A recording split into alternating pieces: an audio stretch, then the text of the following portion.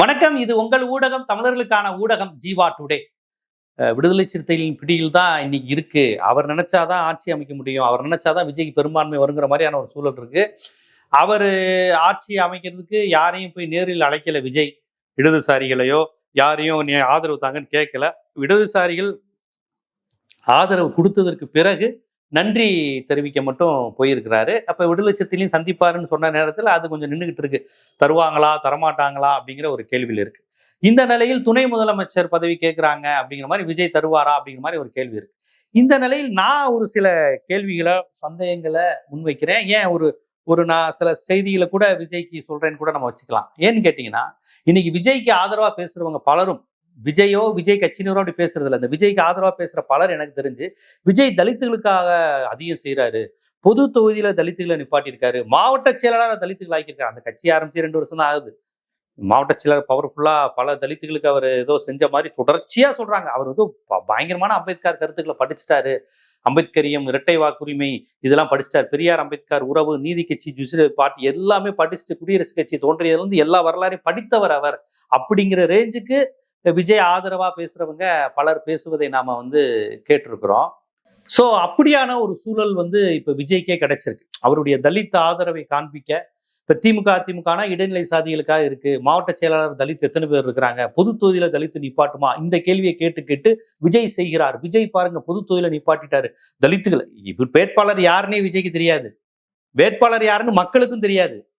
நம்ம தொகுதியில யாருக்கு நம்ம ஓட்டு போட்டோம்னு மக்களுக்கு தெரியாது. விஜயும் நம்ம எந்த தொகுதியில இப்ப அறந்தாங்கில யாரை நிப்பாட்டணும்னு விஜய்க்கு தெரியுமா, திருச்செங்கோடுல யாரை நிப்பாட்டணும்னு தெரியுமா, விக்கிரவாண்டி கேண்டிடேட் என்னன்னு பேரை சொல்லுங்க பார்ப்போம். வியாசர்பாடி எதாவது அவருடைய கட்சி மாவட்ட செயலாளர் தொகுதி எதுவுமே அவருக்கு தெரியாது. ஆனால் அவர் ஏதோ தலித்துகளை நிப்பாட்டுங்கன்னு சொல்லி நிப்பாட்டின மாதிரி இவங்க சொல்லி ஒரு பிம்பத்தை தர்றாங்க. சரி, உண்மையா இருந்தா மகிழ்ச்சிங்க. விஜய் தலித்துகளை பொது தொகுதியில நிப்பாட்டி வெற்றி பெற வச்சிருக்காரு.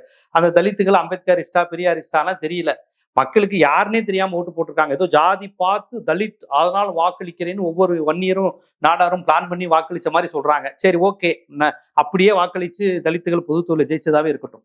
இப்போ உங்களுக்கு நல்ல சான்ஸ் கிடைச்சிருக்கு. ஏன் திருமாவளவன் அவர்களை முதலமைச்சர் ஆக்கலாமே?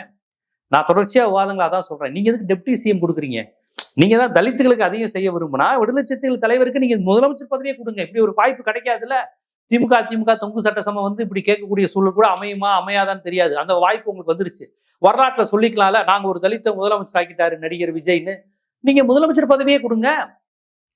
ஒருவேளை விடுதலை சிறுத்தைகள் உங்களுக்கு ஆதரவு தரலைன்னா உங்க கட்சியில் உள்ள தலித்து வேட்பாளர்கள் நிறைய பேரை பொதுத்துவல ஜெயிச்சிருக்கீங்களே, அவங்கள கூட முதலமைச்சர் ஆக்குங்க. ராஜ்மோகன் ஜெயிச்சிருக்காரு, அவரை முதலமைச்சர் ஆக்குங்க. லயலோமணி நிக்கலையா, இருந்தா லயலோமணியை கூட முதலமைச்சர் ஆக்கலாம். நீங்க உங்க நோக்கமே தலித்து தானேங்க. தலித்து அதிகாரப்படுத்துவதுதான் நோக்கம்னு ஆதவர்ஜுன் என்ன சொன்னாரு? திமுக அந்த மாதிரி எங்க அண்ணனுக்கு துணை முதலமைச்சர் பதவி தரலன்னார்ல. இப்ப நீங்க தாங்க ஏன் துணை முதலமைச்சர் ஆக்குங்க. இதுல என்ன பிரச்சனை? இப்ப விஜயை விட அறிவிலும் ஆற்றலிலும் இந்திய அரசியலமைப்பு சட்டம், பெரியாரியம், அம்பேத்கரியம், தமிழ் தேசியம், சாதி ஒழிப்பு, கூட்டாட்சி தத்துவம் எல்லாத்தையும் ரொம்ப நுட்பமா அழகா பேசக்கூடியவர் அண்ணன் திருமாவளவன். விஜய்க்கு அது என்னன்னே தெரியாது. விஜயே ஒத்துக்குவாரு, அண்ணன் திருமாவளவன் அளவுக்கு எனக்கு பேச தெரியாது, இந்த விஷயங்கள்லாம் தெரியாதுன்னு. அப்ப திருமாவளவனை முதலமைச்சர் ஆக்குறது தானே விஜயோட முதல் கடமை. ஏன்னா திமுக செய்யாது, அதிமுக செய்யாது, விஜய் செய்யலாமே. இதை கோரிக்கையா, இந்த கோரிக்கையை நீங்க நிறைவேற்றினா மகிழ்ச்சி நடிகர் விஜய் அவர்களே. ஏன்னா நீங்க மத்த கட்சிகள் மாதிரி இல்ல, தலித்து அதிகாரப்படுத்துறதுக்கு தானே கட்சிக்கு வந்திருக்கீங்க. ஒரு பொது தொகுதியில தலித்து நிறுத்தி வெற்றி பெற வைக்கணும்னு நீங்க பாடுபட்டு பிரச்சாரம் செஞ்சிருக்கீங்க இல்லையா, வீதி வீதியா பிரச்சாரம் செஞ்சீங்க இல்லையா, மக்களை சந்திச்சு வேர்வை விறுவிக்க மலையில நனைஞ்சு வேர்த்து விறுவிறுத்து இந்த தலித்த பொது தொகுதியில வெற்றி பெற வைக்க நீங்க பிரச்சாரம் செஞ்சீங்க இல்லையா. அப்ப அந்த நோக்கத்துக்கான மரியாதை அந்த தலித்து வேட்பாளர் தலித்து வெற்றி பெற்றிருப்பாருல பொது தொகுதியில, அந்த தலித்து ஒருத்தரை நீங்க முதலமைச்சராக்குங்க. ராஜ்மோகனை முதலமைச்சராக்குங்க. ஏன் முதலமைச்சராக்க கூடாது? ராஜ்மோகன், லயலோமணி இந்த கேட்டகரியில் யாராவது ஆக்குங்க. நீங்க ஜாதி பார்த்தே நிப்பாட்டாம எல்லாரையும் ஜெயிக்க வச்சிருக்கீங்களே.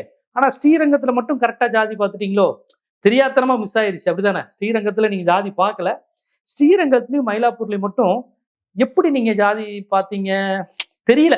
அந்த பையன் ஸ்ரீரங்கத்துல நின்னவர் என்ன ஜாதின்னு உங்களுக்கு தெரியாது. மயிலாப்பூர் எம்எல்ஏ ஜெயிச்சிருக்காரு, அவர் என்ன ஜாதின்னு உங்களுக்கு தெரியாது.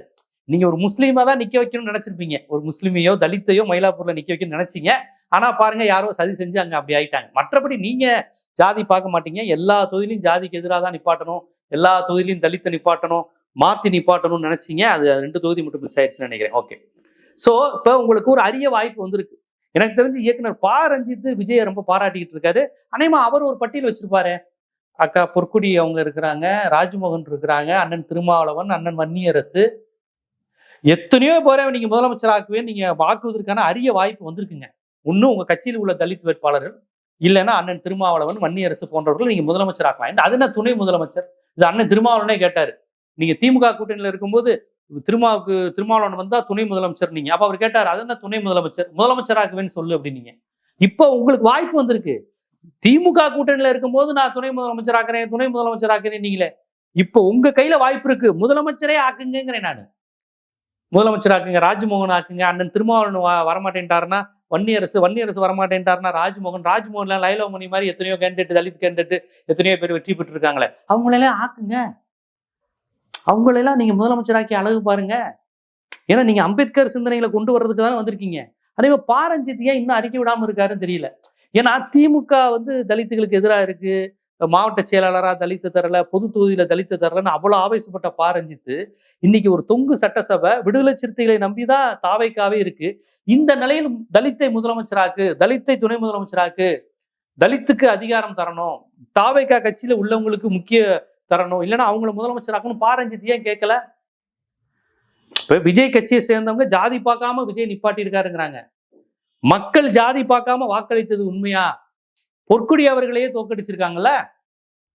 தலித் உணர்வு அந்த கான்சியஸ் இருந்தா பொற்குடி அவர்களை வெற்றி பெற வச்சிருக்கணும்ல. அவங்களையும் தோக்கடிச்சிருக்காங்களே. அப்ப தலித்துன்னு பார்த்து அவங்க ஓட்டு போடல. தலித்து வன்னியர் எதையுமே பார்க்கல. வேட்பாளர் தகுதியானவரா, படிப்பா, நான் சாதி மறுத்து ஓட்டு போடுறேன், ஒடுக்கப்பட்டவருக்கு ஓட்டு போடுறேன், எந்த சிந்தனையும் கிடையாது. இதை நீங்க ஏதோ தலித்திய பார்வை, தலித்துகளுக்கு கிடைத்த அங்கீகாரம்னா இது அம்பேத்கரே சிரிப்பாரு. அம்பேத்கர் இப்படிப்பட்ட அங்கீகாரத்தை ஏற்றுக்கொண்டாரு. இப்படி எப்படியாவது எங்களை ஒரு பதவியில உட்கார வச்சிருங்கன்னு சொன்னாரா அம்பேத்கர்? இப்படி யாரோ ஒரு சினிமா நடிகர் அந்த சினிமா கவர்ச்சியில யார் எதுக்கு ஓட்டு போடுறேனே தெரியாம ஒரு சினிமா கவர்ச்சியில விசிலுன்னு குத்தி தலித்தா, வன்னியரா, நாடாரா, படித்தவரா, வழக்கறிஞரா, டாக்டரா, குற்ற பின்னணி இருக்கா இல்லையா, ஜோசியம் பாக்குறவரா, இல்லீகலா தப்பு பண்றவரா, எதையும் பார்க்கல. யார் வேட்பாளர் பேர் கூட தெரியாம ஓட்டு போடுறாங்க. இப்படி ஒரு ஜனநாயக அமைப்பு கூட்டாட்சி தத்துவத்தை தான் அம்பேத்கர் வடிவமைத்தாரா? அப்ப பா ரஞ்சித் அவர்கள் இந்த தேர்தல் அமைப்பு இந்த விஷயத்துல விஜய ரொம்ப பாராட்டுறாரு. சரி, ஓகே, உங்களுக்கு திமுக அழியணும், திராவிட கட்சிகள் அழியணுங்கிற உங்க எண்ணம், தலித்துகளுக்கு அது அதிகாரம் தராது. விஜய் தரட்டுமே. விஜய் தலித்துகளுக்கு அதிகாரம் தருவதற்காகவே கட்சி ஆரம்பிச்சிருக்காரு. ஏன் அவர்கிட்ட முதலமைச்சர் கேண்டிடேட் கோரிக்கை நீங்க வைக்கல? இருக்கும்னு நினைக்கிறேன். இப்ப இந்த வீடியோக்கு பிறகு அண்ணன் பா ரஞ்சித் அவர்கள் அந்த பட்டியலை தருவார்னு நினைக்கிறேன். ராஜ்மோகன் உட்பட அங்க உள்ள தலித் வேட்பாளர் பட்டியல் போட்டு முதலமைச்சர்னு ஆனா விஜய் கட்சியில தலித்தை தான் ஆக்கணும். ஏன்னா திமுக ஆக்காதுல. திமுக தான் தலித்துகளுக்கு எதுவும் செய்யல, அதிமுக எதுவும் செய்யல. ஆகவே விஜய் அவர்கள் அந்த பட்டியலை செய்வார். அதை பா ரஞ்சித் போன்றவர்கள் அறிவுறுத்துவார் நினைக்கிறேன். இப்படி ஒரு அழுத்தம் வரும்போது அண்ணன் திருமாவளவனுக்கு முதலமைச்சர் வாய்ப்பு வரும், அண்ணன் வன்னியரசுக்கு வாய்ப்பு வரும், அவங்க கட்சியில் உள்ள லைலாமணி, ராஜ்மோகன் போன்றவர்களுக்கு வாய்ப்பு வரும். லைலாமணி எம்எல்ஏ கேண்டிடேட் இல்ல இருந்தாலும் சொல்றேன். அந்த மாதிரி வரட்டும், எளிய மனிதர்களுக்கு வரட்டும், பட்டியல் சமூகத்தினர் முதலமைச்சர் ஆவதற்கு வாய்ப்பு. சோ ஒரு பெரிய தலித் முதலமைச்சர் பட்டியல் ரெடி, லிஸ்ட் அனைமா பா ரஞ்சித் வச்சிருந்திருப்பாரு. இந்த திராவிட கட்சிகளால் பாதிக்கப்பட்ட லிஸ்ட்டை வச்சு இவங்களெல்லாம் நீங்க முதலமைச்சர் ஆக்கணும், இவங்களெல்லாம் நீங்க முதலமைச்சர் ஆக்கணுங்கிறதுல ரொம்ப தெளிவா உறுதியா இருப்பார் அவரு.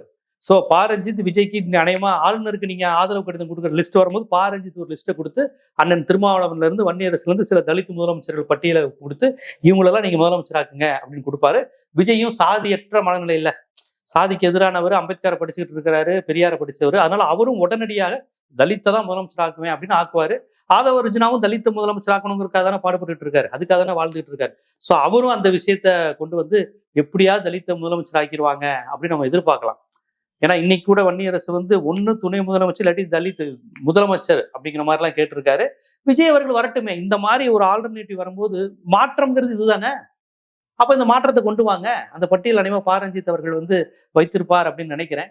ஆனா திராவிட கட்சிகள் தலித்துகளுக்கு எதுவுமே செய்யலைங்கிற அந்த பிரச்சாரத்தை பார்ப்பனர்களும் வலதுசாரிகளும் இந்த சாக்கை வச்சு கொண்டு போயிட்டு இருக்கிறாங்க. திராவிட கட்சியில் இருக்கக்கூடிய தலித் ஆளுமைகள் அவங்க தலித் ஆளுமைங்கிறத தாண்டி ஒரு பொதுவான ஒரு சமூக ஆளுமையாக இருக்கிறாங்க. ஆராசாவை நீங்க வெறுமனே ஒரு தலித்து, ஒரு வன்னியர், உடையாருங்கிற ஒரு வட்டத்துக்குள்ளெல்லாம் அவரை அடைக்க முடியாது. ஆராசா இந்திய அளவில் திமுகவின் முகம், இந்திய அளவில் தமிழ்நாட்டின் முகம். ஆராசா இந்திய அளவிலான ஒரு ஆளுமையாக இருக்கிறார்.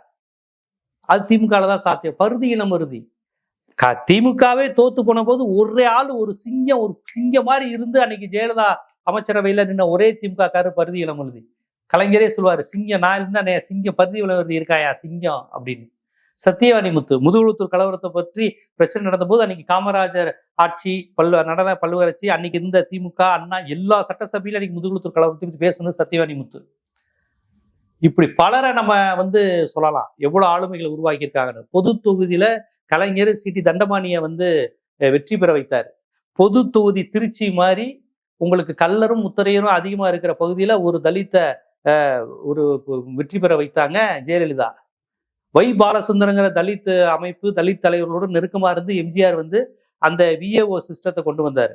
அந்த குடும்பமா இருக்கணும், கிராம நிர்வாக அலுவலர் வம்சாவளியா இருக்கணுங்கிறத ஒழிச்சுட்டு ஒடுக்கப்பட்டவர்கள் அதிகம் அந்த பதவிக்கு வருவதற்கான வாய்ப்பை எம்ஜிஆர் ஏற்படுத்தி தந்தார். வை பாலசுந்தரங்கிற தலித் தலைவர்லாம் அப்ப அதுக்கு காரணமா இருந்தாங்க. இந்த மாதிரி யாரோ ஒரு தலித் தனிப்பட்ட முறையில பலன் பெறுது, மாவட்ட செயலாளரா அல்லது பொது தொகுதியில நிக்கிறது அப்படிங்கிறத தாண்டி ஒட்டுமொத்த தலித் சமூகத்துக்கான படிப்பு, வளர்ச்சி, முன்னேற்றம், சட்டம் ஒழுங்கு டிஜிபியா 89-90 காலகட்டத்தில் ஒரு தலித்தை கொண்டு வந்தது திமுக அரசு. நீங்க விமர்சிக்கிற திராவிட அரசு. 71 காலத்துல இந்தியாவிலேயே ஒரு தலித் நீதிபதி முதன்முறையா வரதராஜனை கொண்டு வந்தது திமுக அரசு. கொண்டு வர காரணமா இருந்தவர் தந்தை பெரியார். அது எப்படியா இன்னும் ஒரு தலித் நீதிபதி வரலன்னு. சோ இவ்வளவு இருக்கு. திராவிட கட்சிகள் கட்டமைப்பு ரீதியா தலித் மக்கள், வன்னியர், பிள்ளைமார் எல்லா நான் பிராமின்ஸ்க்கும் செஞ்சது அதிகம். பொது கிணத்துல தலித்துகளை தண்ணி குடிக்க வேணாம், தனியா அவங்க சேரியில ஒரு கிணறு போட்டு அங்க தண்ணி குடிக்க வைங்கன்னு காந்தி சொன்ன போது காங்கிரஸ்ல இருந்த பெரியார் சொன்னாரு, பொது கிணத்துல எல்லாரும் தண்ணி குடிக்கணும், தலித்தும் குடிக்கணும். தலித்துகளுக்குன்னு தனியா கிணறு வெட்டுனா அது சாதி தீண்டாமையை மெயின்டைன் பண்ற. ஏன்னா எஸ்சி கிணறு எஸ்சி மட்டும் தான் குடிக்கணும், மத்தவன் குடிக்க கூடாதுன்னு நீங்க சொல்றீங்க. நான் ஒத்துக்க மாட்டேன். அந்த ஏரியாவுக்கு பிள்ளைமாறு, வன்னியர், கோனார், ஐயர், பறையர் எல்லாரும் ஒரே கிணத்துல தண்ணி குடிக்கணும். அப்பதான் தீண்டாம ஒழியும்.